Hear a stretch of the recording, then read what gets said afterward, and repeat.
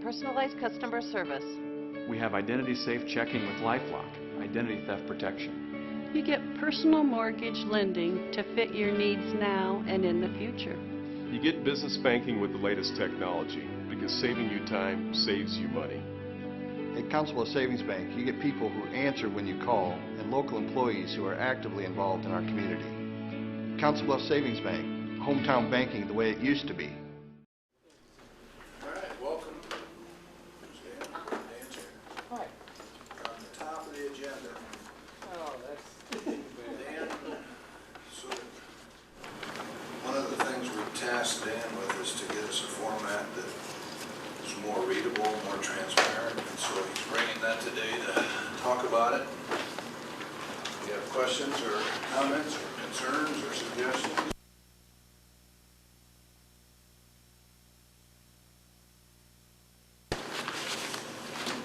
When we went out with the packet, but we also made some copies so you've got it in hand and you can look at it.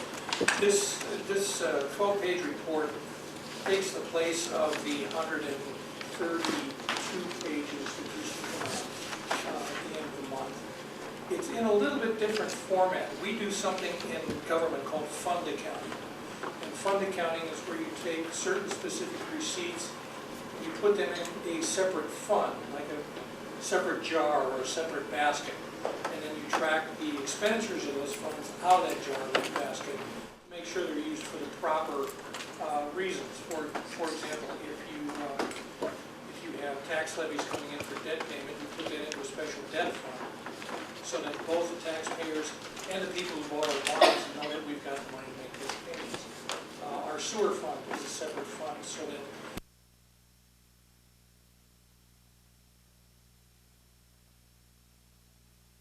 or something else that might happen. Currently, we have 47 active funds in the general ledger, and this report covers about 20 of them. The other 27 funds are either very small, they're very specialized, or they really don't have much activity, and we'll look at trying to put together some reports on those that go with this, but more in a quarterly fashion than in a monthly fashion. Each fund then, if you want to look at pages maybe 1 and 2, each fund is set up so that the revenues come first with a revenue total, and then the expenditures come after that. We have 6 columns, 3 of them blue, 3 of them green. The 3 prior fiscal year, the year that ended fiscal year 2015, that ended just last June, and the darker green in the middle is the year-to-date actual. Now, in this case, because July is the first month of the fiscal year, this column shows only of activity, but it's the activity that took place during July of 2014. Then on the far right, it's really just a way to make a quick highlight of things you might want to take a look at. One of the things I want to do is put at the top of each report what the nominal percentage is. This is for 8.33% of the year. So as a quick comparison, you might want to look for anything either quite a much, far in excess of either 8.33% or that's a term of art in accounting, by the way. Either far in excess or far under that 8.33. In the general fund, we have a lot of different things. There is also what I've come to understand is called the general account fund group, and there are 6 or 7 funds that go into that general fund group that are actually reported as the general fund. And again, the general fund is the fund from which we do most of the daily activity and the activities that people see most often. Police and fire, parks and recreation, the really critical things like finance. So those things come out of the general fund. Things that you might not think of right away but are in the general fund are things like the Mid-America Center, all of our employee benefits, and our self-insurance programs. So as you go through, page 1, 2, and 3 are the actual general fund. And when you get down to the bottom of the expenditures, it totals those up It subtracts those from the revenues, and it shows you a number for the general fund that's budgeted as the operating result. And what you see for 2016 in the blue column, farthest to the left, is that there's an excess of expenditures over revenues of 16.6 million. Now, let's not worry about that quite yet, because we're going to get to this general fund account grouping to take a look at all the funds that go together to get reported as a general fund. It's a piece I'm looking into that may require that we change our accounting a little bit to get that all into one actual fund in the general ledger, but we're going to work on that a little bit, see where it comes out. I don't need to come in and change everything right away. We'll just report out the way we have in the past. The next page, page 4, we've got the gaming fund operations, the dollars that come in from the state, and the hotel motel tax fund operations. What you'll see there is that there's nothing actual coming in yet from hotel motel, and that's basically because the July receipts don't get receipted until August. We can't get that money until August, so it lags a little bit. So even though we spent some money out of the hotel motel fund, it will receive revenue later on. Also, you may notice that just on a quick glance at the percentages there, we've spent almost 300% of the miscellaneous, and we've spent about 55% of the total. What that's comprised of, the 400, is a payment to the Iowa West Foundation under a contractual agreement on the use of the hotel motel tax fund. And the tourism promotion is the first quarter payment to the Convention Visitors Bureau. So that $131,250 in tourism promotion is what will show there for 3 months. And it'll catch up to that 25% on 3 months. Page 5, you'll see in the insurance tax levy operations, there's a pretty big number there about halfway down, but we pay that right away in July every year on the Harrington settlement. That will not increase during the next fiscal year. So it's one of those things that goes in on a 1 month basis, but it'll carry forward. It kind of skews the numbers to start with, but frankly, the first 2 or 3 months of the financial statement are not that exciting anyway. What you're doing is building up. Well, later on, it does get exciting, I promise you. But that's why we put the month column in there as well, so that you can make the comparisons across and find out, well, are we really firing out of the gate this year, or is this pretty normal for this time of the year for things to happen? That fund is budgeted to balance. The next one is the self-insured medical fund. We do have the employer contributions and employee contributions coming in there. This year, we actually budgeted our expenditures as well, so that we've got a balance coming out at the end of the year on that one. Page 6 has the Mid-America Center Fund operations. That's all, again, kept in a separate fund so that we can track the revenues and expenditures and capital items that are done in that area.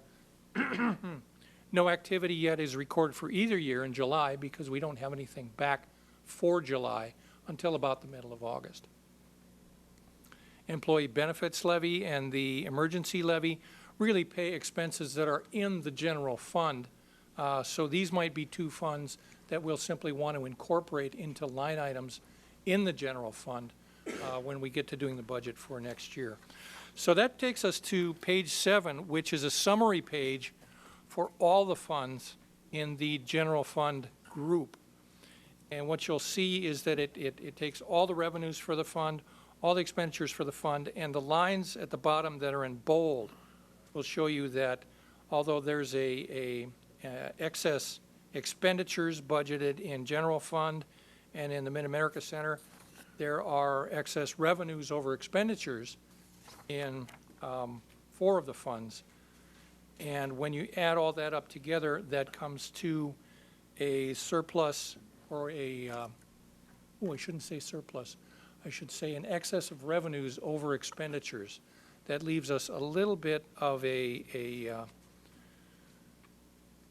ease for things that might happen during the next fiscal year, because we adopted this about 18 months before the end of this fiscal year. And in 18 months, a lot of things can change. We did our best to put that together, but this gives us, again, going forward, a view department by department, fund by fund, to say this is revenues against expenditures. You can identify what's coming in and compare that to the whole general fund account group, because when it comes to budgeting and planning, that's going to be important for us. We have some other funds, beginning on page 8, that are called special revenue funds. Special revenue funds come in from specific sources, and they're already earmarked by the provider or by the donor to be used for a specific reason. Therefore, we put them in a separate fund so they can be tracked and justified to the donor that we've actually done what we said we were going to do. The Community Development Non-Capital Project Fund on page 8 is one of those that's very important, because there are federal grants that come in there, and the federal government likes to know that we've done what we said we would do. In fact, there's what's called an A-133 audit that's done during the audit process here every year, which we're in the middle of, that will look at many of those funds and determine whether they were properly handled. We do have a fund on page 9, Fund 167, and what that does is it takes donations and funds that have been designated for specific kinds of projects and sets those aside. Now, I had a couple questions this morning at the department heads meeting about, well, where's the rest of the money that's supposed to be there? Well, it's in the balance sheet, which we don't show in this. This is just the funds flow during a period. For example, the fire bell, which is the fourth piece down there, number 243, took in 2130 in July of 2015. It took in a lot more after July 31 of 2014, so that all built up. It's still there, but it's in this fund so it doesn't get spent for other things. Same thing for many of those projects that go down the column. Page 10 shows us our road use tax fund, our road use equipment fund, and our local option sales tax fund. Those are funds that come specifically from the state, and those need to be accounted for separately so that when we get a state audit for use of those tax funds, road use tax funds, that's there. And the local option sales tax is restricted in its uses to street and sewer projects, and so we set that aside to track those expenditures or the allotment of those funds. How are, if I could interrupt just momentarily, how are the levy projects reflected? Do those need to be broke out? The levy projects are in a capital program that we haven't got into our reporting format. The specific capital projects that need to be done. What I need to do is to sit down with Public Works, find out what they already do so that I don't have to duplicate their efforts, and then put something together that basically says here are the revenue sources and expenditure sources, both for the period of the reporting and for the entirety of the project. Okay. Because if a project goes over 3 or 4 years, you'd still kind of like to know how much you've spent in the whole process, and that's what we're going to try to get to with our reporting system. I ask because lost money is being, I guess, diverted, if you will, to levy projects, so I wanted to make sure that that was kind of reflected here in the numbers at some point. Not in this particular report, but it's something that we hope to get put together that will report out on a fairly regular basis. Dan, is it right, this is an operations budget as opposed to a capital budget? Yes. Okay. Yes, it is. Thank you. Thanks for pointing that So out. I just want to make sure that in trying to figure out where monies were coming in and going out, that that was the point that you had here is transparency, so I just wanted to make sure that Nothing up that the was sleeve. reflected. Yeah, that's got your point. Okay, and that's a good point. On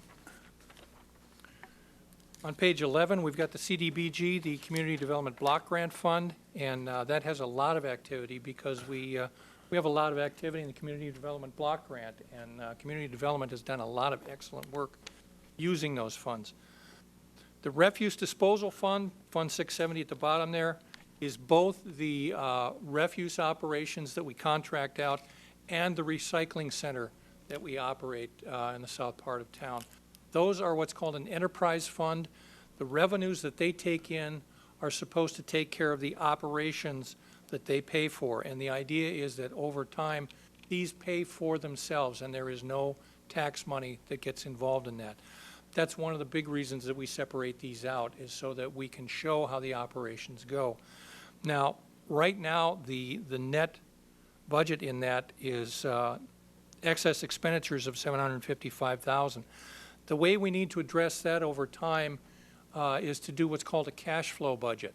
And in these enterprise funds, we have cash left at the end of every year, or we've used too much cash. And we total that up over time to make sure that there's enough there that it operates, even though it may go above or below the break-even line every year. And that's information you need to have as we look forward in making policies and budgets in those funds. The last page, the sanitary sewer utility fund, is a little bit of a conundrum, because it's going to show excess expenditures of $2.9 million. But in that treatment facility operations number of $5.8 million is depreciation, which is a non-cash expenditure. And so some operations do not show depreciation until the end of the year. We chose to include depreciation as a part of what we do, so that as we're reporting out and let's say financial institutions or potential bond buyers want to look at this information, they know how it might come out in the financial report rather than just having a cash flow budget. So we've put all those together, hopefully so that you don't have 230 pages of stuff to go through, and you can get a little bit clearer picture of what our financial situation is every month. So back to your point on depreciation. Yes. I heard you say that ordinarily that wouldn't be reflected in an operations accounting, but you elected to work that into this nonetheless because it needed to be a part of the accounting. Yeah, there are some organizations that leave the depreciation out because it's a non-cash piece, and they budget on a cash basis. Because the idea is that you don't run an operation on percentages or depreciation or anything else. You run it on cash. Yep, That's what you take makes in, perfect that's what sense you to put me. So where's that number then reflected? Is that reflected in the treatment facility operations? Yes, Got it. Thank you. you bet. So one of the areas that I was hoping we could see a breakout on at some point is the rental inspection program.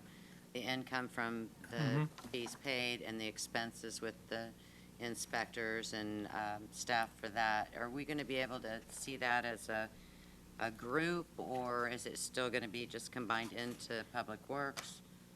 Well, the reports are not for me. The reports are for you. So if that's something you want broken out, we'll find a way to break it out and get it in the report here. That was one of the things that we were really clear that we wanted to be able to see, is that it was self-funding. If we could treat it as a non-governmental or enterprise, non-governmental function enterprise section, at least for that purpose of reporting, that could be very helpful. It might be better to break this out within the general fund Okay. reporting, so that there's a separate line for the revenues and the expenditures. You can make that That would be comparison fine. then. But it's really not necessarily an enterprise fund. I know strictly speaking it's not, but that's how we've elected to treat it. And how from we- an operational point of view, that Yeah. substantively. I appreciate accounting-wise, it's different.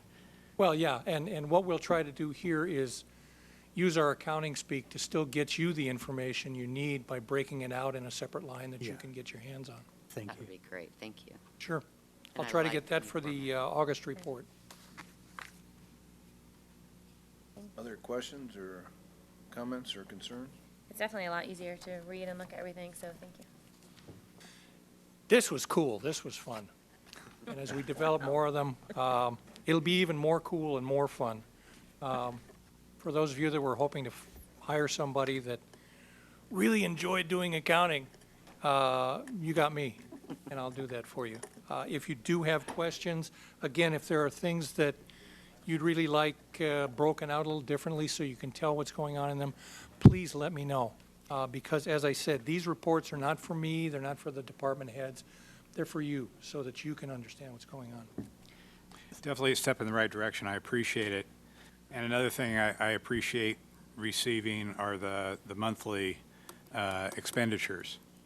The check runs. Yeah, it comes out in this format, and kind of consistently, the left-hand side of the page gets cut off, so it's not readable. So I was wondering if somebody could make a minor adjustment in the printing process. That would be greatly appreciated, because this is a very useful list. I actually had the same note written down when we got to consent agenda. I was able to figure out most of the expenditures, but first couple letters would have helped. Well, and unfortunately, I can't throw this off on an accounting technical point that you're supposed to leave off the first two characters of everything. This just needs to be fixed, and we'll do that for the next report. And so, Dan, if you go to the third column, the percent collected, Yes. if it, in this case, it's 1/12 of the year, and so it would be essentially 8.3%. Yes. And so those things that are regular,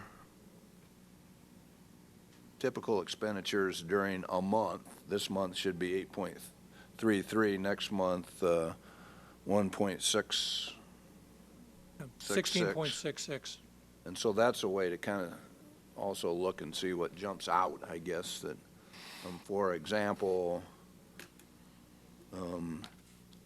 hotel, motel tax funding, which we talked about, we've pre-funded that, but we've spent 55% of the anticipated, a little more than half of the anticipated annual expenditure. So Right. if you look through those and kind of want to look, and a lot of times it's just timing issues, and so but that's one way to eliminate things that are kind of the regular expenditures. If you're halfway through the year, 50% of the money should be spent, so. Yeah, like on the first page, if you go about 3/4 of the way down in the parks area, you'll see on the second line that park maintenance fees or use of the parks is already about 51% in July. Well, that's when the parks get most heavily used. I might not always hit 51%, but in November and December, that's going to slow way down. Not a lot of mowing in December. Let's hope not. Not at my house.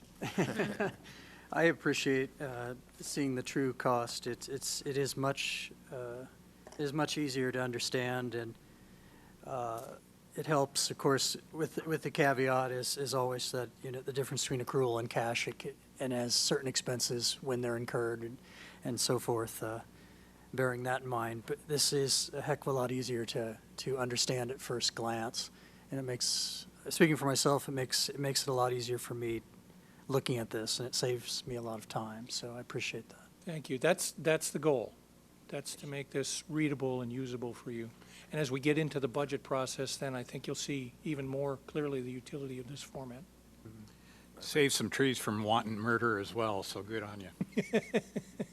Quick question, on that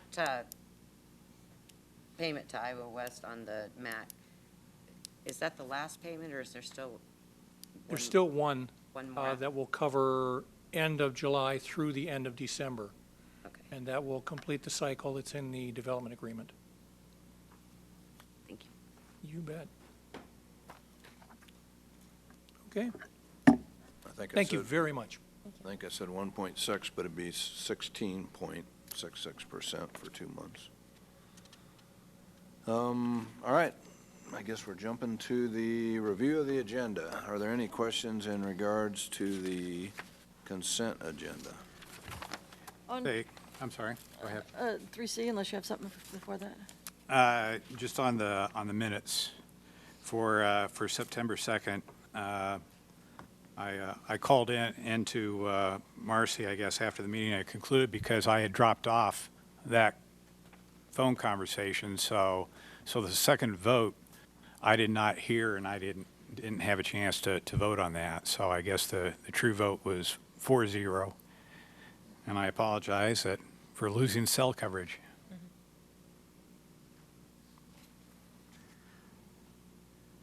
Anything else on the minutes? Anything else on the consent agenda? On 3C,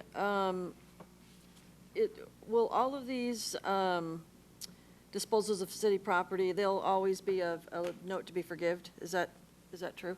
My understanding on the remnant parcels, the Yeah. unknowable, under that conversation, the new policy, that there would be a mortgage and a promissory note, and then that Forgiven, okay.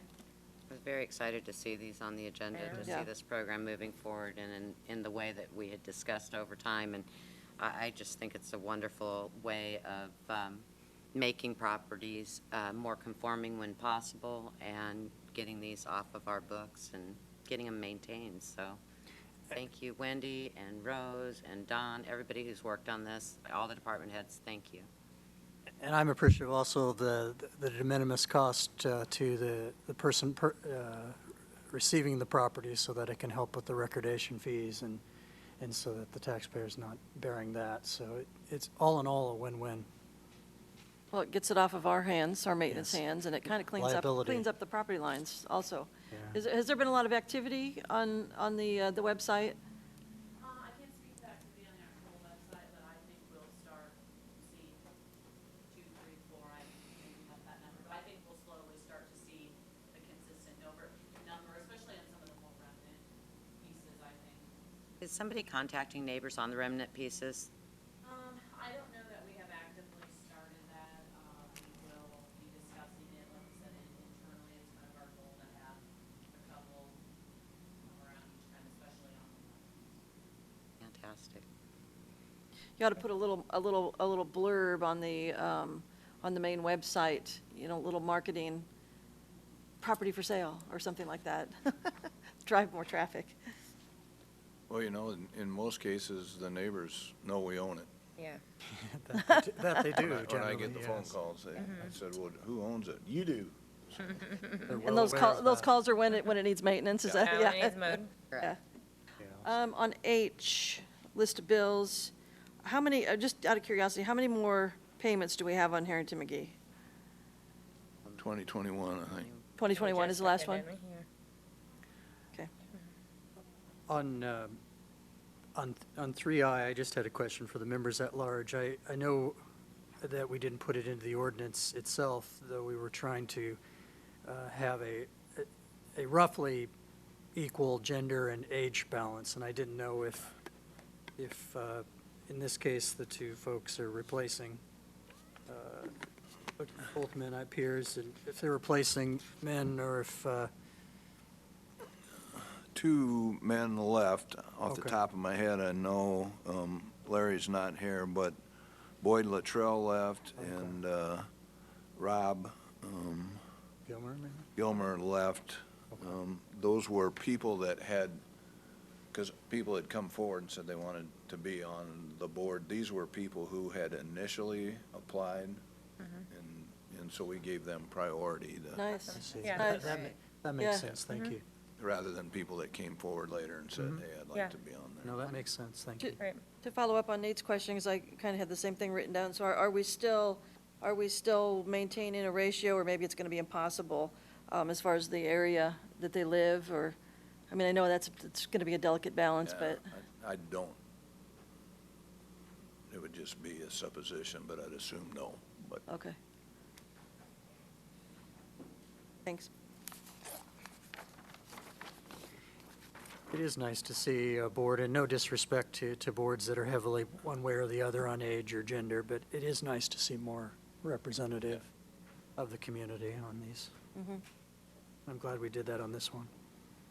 Well, especially going back to the initial applications, because there was a group of people in there that aren't already serving on a lot of boards. We see Yeah. the same people over and over, so it's an opportunity to get new people involved. Good point. Other questions on the consent agenda? Anything on the public hearings? Question on F, unless somebody has something before. I have something on D. Go ahead. To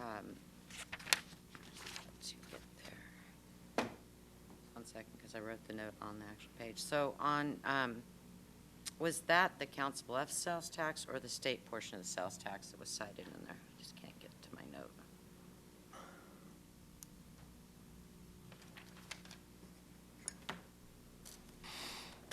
Not jumping.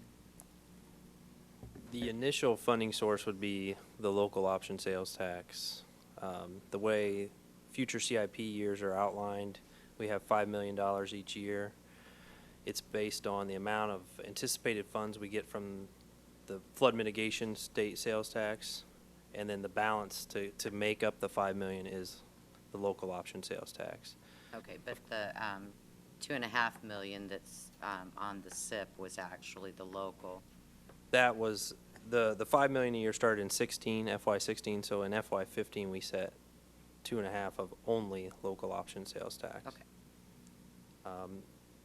Because the state sales tax then ends up being reflected as other funding in the CIP, does it not? Correct. Yeah.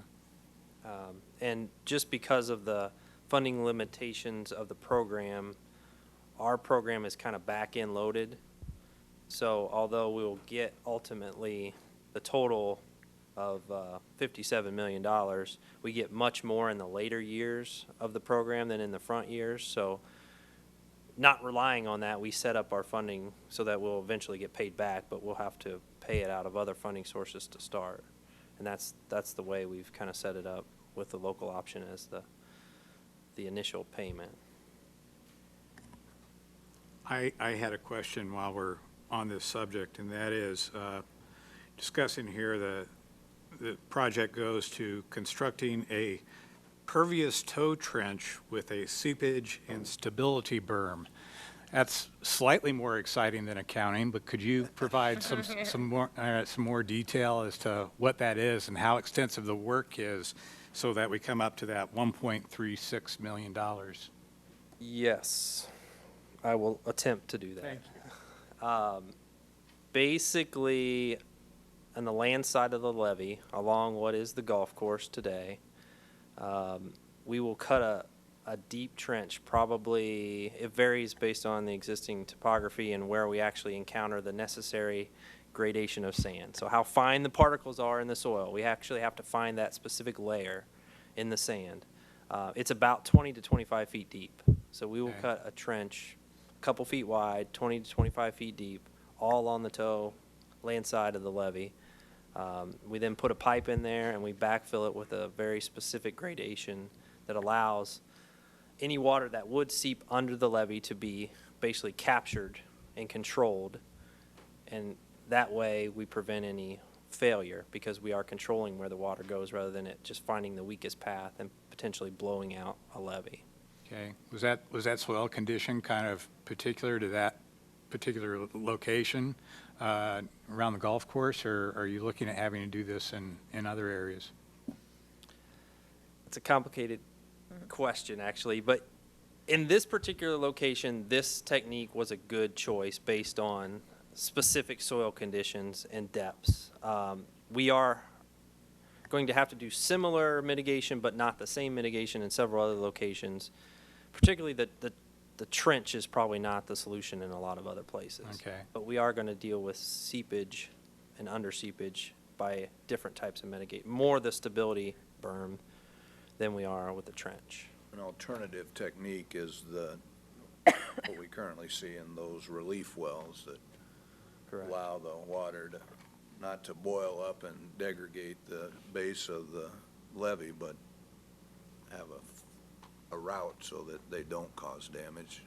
The relief wells are a maintenance issue and are not guaranteed to work. This is almost a foolproof method. Once it's in, it will work, and so it takes kind of the human error out of it. The other thing is to continue with relief wells, we would have had to like triple the number that are there today, which Larry never likes because it dumps water on the fairway.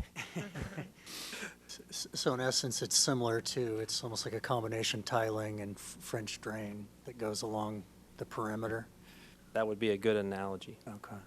I just remember during the flood, we had so many power outages, and I was always wondering, are those wells still working when the power's out? I mean, do the well pumps go out? There's actually no pump in those wells. They do work on difference of head pressure, so they will work regardless of power. If they're clean, if they're not chock full of trash, which we find occasionally, all kind of stuff. So they are a lot of maintenance. Any other questions on that project or another one while I'm here? Yeah. I'll wait till you sit down. But we do, We might see, we like the yo-yo effect, it's- Other public hearing. On F, I was looking at the area, are there, and I didn't see anything in the write-up, are there any expected drainage issues, or no? Maybe it was just all in my head? So this site will be treated like every other development site, and through permitting, we will have to look at grade. Okay. The representative and the applicant will be reviewing that. Okay. So it will be the same as every other development. Okay, so my question is just too premature then, essentially. Okay, perfect, thanks. There is stormwater plan in place, and there's on-site preliminary stormwater work that has been identified, that will continue through the normal permitting process if it's approved. Okay, thank you.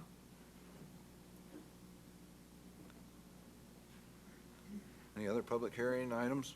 On G, that's my sister's ex-husband, and her name is on the title, so I will abstain from that. And she's in the audience, actually, if anybody has any questions. You have to come up and give a speech. It's the policy. I'm kidding. It's not the policy. Any, I think I'm gonna kill you later. if there are no more questions on public hearings, anything on the resolutions? I just, Oh, go ahead. go ahead. On the, no, go ahead. I answered my own question. Any of them before 6C by chance? No, actually, and Larry's not here, but really pleased with the skate park shelter. The public-private work on this is just amazing, and I really appreciate the Arby's Foundation and Iowa West Foundation for being a part of that. It just shows you what can be done when there's more than just the city trying to get it done, and when they can get those partnerships in place, and I think it is just amazing. I'm In very the school happy with it. district, the school district serves, can't remember what the right term is, but they serve food to income qualifying kids, and that's in the summertime distribution site, so. Well, since those contributions of $55,000 were made, the other costs have gone up rather markedly since for the city. And since this project was initially discussed, we've seen a $32,000 increase in the city's requirement for funding. And I was just wondering, what's the reason for that most recent increase? I know the bids about came in high, but John, you want to? Dean's here, All right. maybe explain some stuff. It's also, you're talking about this break rehab. Right. Well, as we've talked about a number of times, we're in a very tough bidding climate. It's hard to get bids, it's hard to get people interested. And this is a real unique project. This isn't a run-of-the-mill. The contractor's done many of them over and over and over. It's kind of a unique project that we're trying to do. So it was hard to entice some of these bidders to bid. And it was also kind of hard to put some estimates together on what the construction cost would be. But overall, I feel really good. We had good interest. We got good bids considering the environment that we're in. And I'm pleased with the bids that we have. And I guess I'm excited to get the project done too. It is unique, so. So was it formerly like a 50-50 split, and then it's fallen to a 70-30? Is that what happened? I don't know. I don't want to guess, because I don't know don't remember exactly what the funding. It was a percentage, it was more of what they had as far as money available. Yeah. Right. And if we start the project, it was more of a estimate. Sure. On the rehab, and as we got into it a little bit more, I know that's a building that, since we developed the park, almost, 12 years ago at least, the community as a whole wanted us to save the building. Right. For use, so doing so, we looked into use, and then Dean explained to some of the cost for restoration, a little bit higher than what we were anticipating at the time that we were first looking at the project. No, I think it's a good project, and I'm so glad that we're saving the building.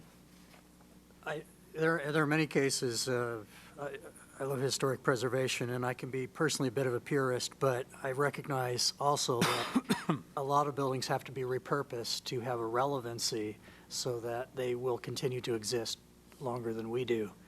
And, you know, that's the last building left in the Omaha and Council Bluffs Trolley Company, the very last that I'm aware of.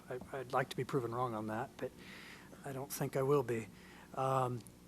And to see it turn from an abandoned, in essence, an abandoned liability into something that gets used in the summer for kids to have lunch who otherwise would go without, I can't think of a better way of the 21st century of keeping that building around so that it'll still be around in 50 or 100 years' time.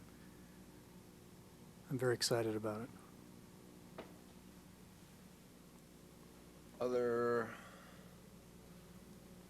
questions regarding the resolutions? On E, as always, I'm playing with my calculator. So 64% higher, is that, again, just the bidding environment? It's only $24,000, but still. Anybody? Fortunately, that's probably me again, right? Yeah, I would say it's, again, a relatively small project Yeah. for this time of year when people are trying to finish their large projects. Less than 100,000 doesn't attract a lot of interest. Right. You're right, percentage-wise, it is relatively high. I feel like those are two competent bidders, so the fact that both of them were at that point or higher, that's probably a good quality bid. Oh, I'm sorry. No, go ahead. I was just going to say, and you know, it is a curious, or it's an interesting aspect of it that the reason why these are coming in higher is because in the free market there are more people working, and demand, just supply and demand, and so if you know, if we have to pick between one or the other, it'd be nice to see people working, even though costs are 8% higher on average. It looks like in a lot of these, but it seems like a cost worth paying. The tough thing about this one is, you know, there's interest as far as Public Works is concerned about assessing some amount of the cost anyway back to the benefited parties. I mean, there's the discussion of these people are in the city, they deserve city services, but also they've lived at these properties without city sewer in this case for a long time, and now we're providing it. You know, what is their responsibility? The more the project is, the harder it is for us to recoup those costs, because just sewer use fees alone, it'll be many, many, many years before we would actually get the cost of the project back. So the more it is, the tougher it is for us to swallow absorbing those costs. Will it be mandated then to tap in if their septics is still operating for those down there that aren't having a problem yet? No, it will not be. Our intent is to set it up so that if they want to, the why will be there, but that hopefully we'll establish some sort of connection fee, and they will not have permission to actually make that connection until they pay the fee or set up a payment plan or whatever. That, I'm sure that's going to come back to the council at some point once we determine the appropriate strategy. There's only one current failure on that string of houses, but it's going to be an interesting, you know, always people would call me on DeLong, or when we talked about Green Meadows and Wildwood. And, you know, when I bought my lot, I paid for a sewer, and these people didn't. And so is it fair that now I pay for their sewer? And so, you know, that's the question, I guess. They got a discounted lot price because their developer didn't have to put in a sewer system. Right. And I worry too, well, in this particular area that, you know, the tap fees can't be, you know, if they're any higher than the cost to put in a new septic, those property values on that particular little strip, you know, it's not going to be feasible to pay a terrible amount, or they're never going to be able to recoup it, for one thing. Well, they can never put a septic in. No. It's true. And They're the- going to have to tap on at some point. Yeah, the balancing the cost, you're right, of the general taxpayer versus the person, and that might be a good rule of thumb. I was struggling to think of one, but, you know, the cost of, if you could put in a new one, and of course, I don't think anyone there has enough ground to fit modern, I guess we use a lot more jacuzzis and bathrooms and sinks and pools than those things were designed in, 1882. So we have to reflect modern reality. Seems that it should be at least the cost of, and just in my mind, the cost of a septic tank installation, just because you'd have to do that if you could anyway. That seems fair. Well, I understand there is some past practice where, the council has done as much as the exact cost split between the benefited parties, and also they've capped it in the past. That's something like you're suggesting, that whatever that cost is for a typical septic installation today, and that would be the maximum they would pay. Again, that's your guys' discretion. We'll come up with a couple maybe scenarios and bring that back to the council once we have a final cost. Great. Other questions on the resolutions? On 6C, I'm very glad to see that we are studying it. We definitely need a new police station, and I didn't know if Chief, you wanted to come up and speak to it. I do want to say, and I don't want to micromanage site selection, but the last time we potentially looked at it, we were looking at pretty far from downtown in the center of the community. And renewing my thoughts on that subject, I think even with modern technology, mitigating the need to necessarily be in the center, I think it's important for government to stay in the downtown, because if we, somewhere, loosely define downtown, otherwise if we mitigate everything to the edges or suburbs, it'll hasten the demise of the downtown, and I think that's what a lot of the 60s and 70s, for example, killed a lot of the downtown, that it's now starting to get momentum again, and I'd hate to see, we have trouble filling it at night. I'd hate to see us having trouble filling it during the day. So just my thoughts on that. That's not our goal nor our intent. We hope to look at this site selection with criteria that will help us understand the best site for a number of reasons. Sure. And that would be one of them, is how is it co-located compared to other government facilities? What's the consensus of the council and the citizens that have input too? But I also recognize you need a certain size. What you have right now is atrocious for modern legal standards I'll just put it that way. Prefer to look at it. We've done an amazing job of maximizing the space available. Yes, you have. For sure. I'll leave it there. I've seen submarines managed far worse, so congratulations. Yeah, you guys have done a great job with what you've got. I would hope that at some point in this process, after the assessments are done, that we can have several open houses so that the public can see for themselves, not just take the word of the consultant or, the council that it needs to be done, but have some open houses, let them get in and see for themselves what you're up against. We've already started that part of the journey, and Tim came over last week and did a nice story for us that helped expose that. And the visual image, the picture is truly worth 1,000 words. Today I did 2 more tours with 2 media outlets from the Omaha Metro, and they're going to run that at 5 and 6. So I think the pictures will speak for themselves, but at some point we will also be doing tours to let the public come in and see it as much as we can, to understand why we're asking for a new facility. Yeah, I think pictures help, but honestly, I got to say that when I got I'd been over, but I hadn't gotten the full tour. Okay. And when I did, I just couldn't believe Yeah, how crowded it what really I had is. to work in. Well, for a building from 1977, I just think about everything else in life that's changed. I doubt it had one computer in the whole place, and it's impossible to function without still those only things have today. one. Did it have one? Was it punch card? Yeah. Well, I bet it was. But just the idea, our modern evidence standards, we need to have it in a way that we can continue to secure convictions and not have issues. And that's part of the reason we're looking at this, is we look at the loss in services, the loss in efficiencies. I've been asked a lot about, what do you need? And some of that can't be answered yet because we're so used to working within that environment. We're not sure what the benefits will bring, but I know it's going to be a lot better service and a lot better quality. And to be able to bring people into the building and actually have community meetings and private discussions is going to be a huge benefit for us too. And simply having places to put the vehicles, as opposed to having to put them around town wherever they can Vertically. fit in empty lot. I was amazed to see a couple of years ago when we were looking at this, how, I don't know the number of hours, man-hours a day that are used less efficiently than they otherwise could be, of just being able to move those around so that the shifts can work. And it wastes an awful lot of time and keeps the police from being on the streets and doing their other jobs, their actual jobs, as opposed to moving the vehicles around. Well, it's an actual situation of truly bursting at the seams. So I think we're at the point where we have to do something, so.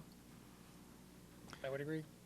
I did have a question concerning funding, so it may be as much for Mr. Jordet as anyone else. But so looking back in the CIP, the package notes that there's funding provided for this in the CIP.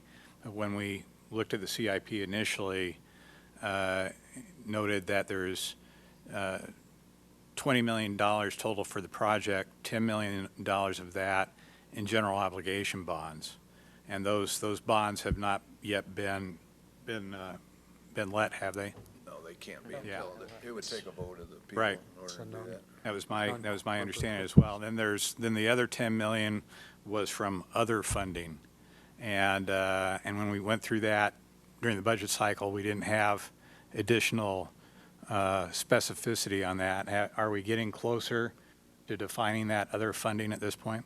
Not to disclose it publicly, just rest assured that we're looking at every possible angle to get private-public partnerships going, to look for federal grant dollars, to make Okay. sure that we're bringing in everything that we can to defray the cost and make sure the investment lasts as long as possible. Okay. And I would say, too, that the consulting firm has somebody that this is what they do. They help find those funds. So if there's money out there, I think that we've got a company in place that will find that money. So I'm really feel very good about this consulting firm and what they're able to do. They seem to have a very good track record. Yeah. It's good. That makes me feel better about the $145,000 we're spending for them, so. They'll be looking at existing buildings that possibly could be retrofitted, or is it 100% new? No, we want to build the criteria for what the footprint looks like and what the site needs to be. That will help us define what's available and what's not, what Okay. makes sense and what doesn't. Got it. In other words, if we need a 45 or 55,000 square foot building and X amount of parking, which means 5 to 7 acres, and we look at a building that exists but it doesn't have one of those components, then we can't use it. Not feasible, okay. And I'm sorry, please. And one of the things I thought was just really interesting in the interviews was that the state law requires that a government entity consider a school building prior to building something else. And that company had already done the research and met with the school, and there wasn't anything even available. They've got it either leased or pending on other sales. So that actually impressed me that they got that done ahead of even interviewing for it, so. And I think it's important for folks to know that because this is a so-called non-corporate purpose, which is just legalese for it, has to go to a vote of the people because there's the amount of money that's involved and what it's going for. The public will get a chance to vote on it, but I have every confidence that it'll be a plan that won't, it'll be a Ford, it'll be a very nice Ford, it won't be a Cadillac, it'll be a very functioning thing, and I'm convinced our community will support the police. So, but people will get a chance to vote on it. We're and I excited think it's to hear that. important Look they know forward to it. that. What's the anticipated, and it might have been in the write-up and I didn't notice it, but the assessment will be available, how many months will it take? To conduct the process? Yeah. We anticipate anywhere from 8 to 12 weeks, I think. 12 weeks, okay, good. One of the things that stood out with this firm for me was that they're going to run the needs assessment and the site selection in parallel to each other, which will make it more efficient. Okay. But there are some things that will be competing for time, and we need to answer those questions before we can move forward. Okay. But I think it's going to be a very efficient process. Thank you. Any other questions? Now, Tim, I did get, as I told you this morning, based on Facebook input, Yeah. the criteria for selecting the police station, so I'll make sure you get that and get it to the consultant, so. Very good, sir. Really? People put stuff on there. Yeah, There's quite a bit, actually. Yeah. Yeah, there's quite a bit. quite a bit. Quite a few Comparison. ideas from people. I heard multiple. Having no other information other than the article in That's the a common paper, they one, have now yeah. determined exactly Where what it should should go? be. No, I'm gonna look, no, I'm Yeah. curious. Perfect. Thank you. Thank you. Thank you. Just along the line of having a ballot initiative on this, what do you see as the timing? Obviously, it's not going to be coinciding with the election this year, so any thought on that vision? It's generally not recommended as wise practice to Right. conduct a vote on an item like this during a regular ballot election. So it won't be during the election. Who doesn't recommend it? Actually, that was Yeah. Any architect or chief that I've talked to said not to do it during a regular election. From a political science point of view, it doesn't make sense to, candidate versus ballot elections are two very different things. And to Yes. try to do both at the same time doesn't do either justice. We want to make sure we give, there's so much going on during those cycles that we want to make sure that we give the community enough time to come in and see what's going on and they're not distracted with other major issues, so. I'm assuming too that there'll be, again, a lot of public participation. There'll be Absolutely. round tables and things like that so that they can come in kind of like they did with the West Broadway corridor, where they can come in and, yeah. So we want to have time, plenty of time for that. Okay. Anything else on the resolutions? All right, I think that's it. awesome. I think it's kind of like, the At Calta Bluffs Savings Bank, you can get the protection you need from the bank you trust. The only thing more important than knowing your money is safe is the assurance that your identity has protection. Council Bluffs Savings Bank, hometown banking the way it used to be. The Mid-America Center is the Heartland's premier entertainment and convention center. September 27th, Papa Roach and headliner Five Finger Death Punch rock Council Bluffs. Then rock opera takes the stage with the return of TSO November 18th. Over at the Convention Center, over 200 exhibitors are on hand at the Callahan Craft Show. And October 18th, vendors aspire to inspire at the Wedding Essentials Idea Show. Remember, the MAC offers free parking for all events. Tickets, information, and more at midamericacenter.com.